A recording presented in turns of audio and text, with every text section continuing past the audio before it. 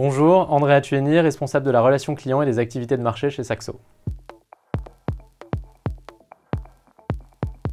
Les cryptos sont en forte progression depuis le début de l'année. On parle notamment du Bitcoin qui a dépassé des niveaux records et qui ne cesse de progresser. On a plus de 50% de hausse depuis le début de l'année. Si on regarde par rapport à un an, on est quasiment à 200% de hausse.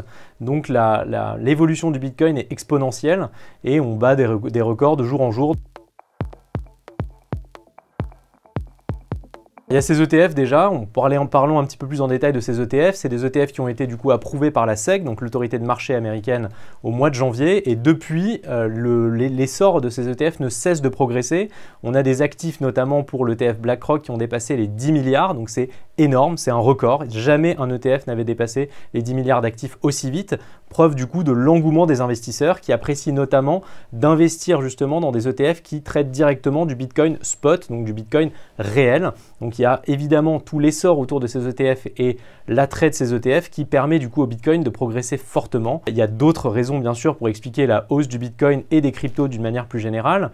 Il y a déjà donc le FOMO, Fear of Missing Out, donc cette peur des investisseurs de louper une occasion unique de profiter d'un mouvement de marché positif, d'un mouvement de marché haussier qui a été très important. Donc ça c'est une raison. Il y a aussi un afflux de liquidités qui est très important sur le marché. Ça profite aussi par exemple aux valeurs de la tech aux États-Unis et le Bitcoin qui est un petit peu un proxy à ces valeurs de la tech profite bien sûr de ces liquidités qui sont abondantes sur le marché et qui du coup permettent aux investisseurs de se positionner sur le Bitcoin de manière assez importante. On a aussi d'autres éléments pour le justifier, c'est la diversification. Il y a une diversification aujourd'hui, un souci de diversification chez les investisseurs qui profitent aussi au Bitcoin. On a longtemps eu l'or comme valeur refuge pour aller se positionner, l'or qui n'est pas dépendant d'un gouvernement, qui permet de se positionner sur un actif quand même alternatif au marché financier classique type action.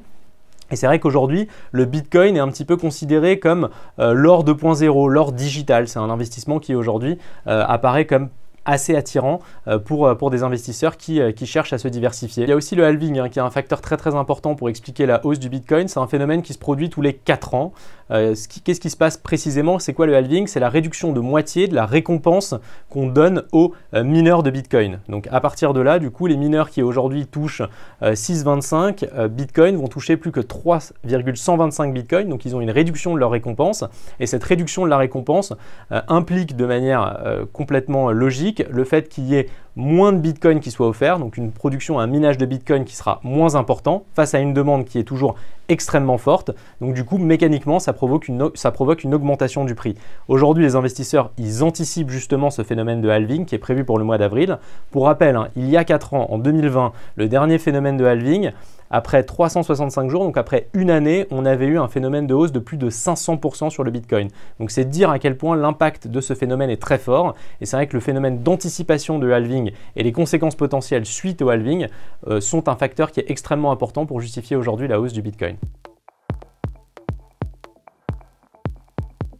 Alors l'Ether est évidemment une crypto-monnaie qu'on surveille de près. Ça permet aujourd'hui aussi de se diversifier et ne pas être uniquement exposé au Bitcoin. Si on regarde d'ailleurs, l'Ether surperforme le Bitcoin depuis le début de l'année. Donc on a du coup là aussi un attrait qui est très fort pour cette crypto-monnaie, qui est une des premières à avoir connu le succès. Il y a aussi un phénomène qui va être très important dans les semaines à venir sur l'Ether. C'est au même titre que le Bitcoin où la SEC a validé plusieurs ETF en début d'année. L'Ether est aussi dans ce processus de validation avec pareil tous les grands groupes qui se positionnent tels que BlackRock, Fidelity, VanEck, et on anticipe du coup une validation de la SEC peut-être dans les prochaines semaines ou dans les prochains mois, mais en tout cas à court terme de ces ETF de l'Ether qui pourraient du coup là aussi accroître la liquidité, l'attrait pour l'Ether et continuer du coup sur ce même phénomène de progression. Donc du coup on a un horizon qui est hyper positif, que ce soit pour le Bitcoin et pour l'Ether. On pense que ce phénomène peut se poursuivre. Attention toutefois, c'est un marché qui est extrêmement volatile, donc au même titre que la hausse peut être très rapide, la baisse peut aussi être très rapide et très violente, donc il faut rester quand même très prudent sur ce type d'investissement.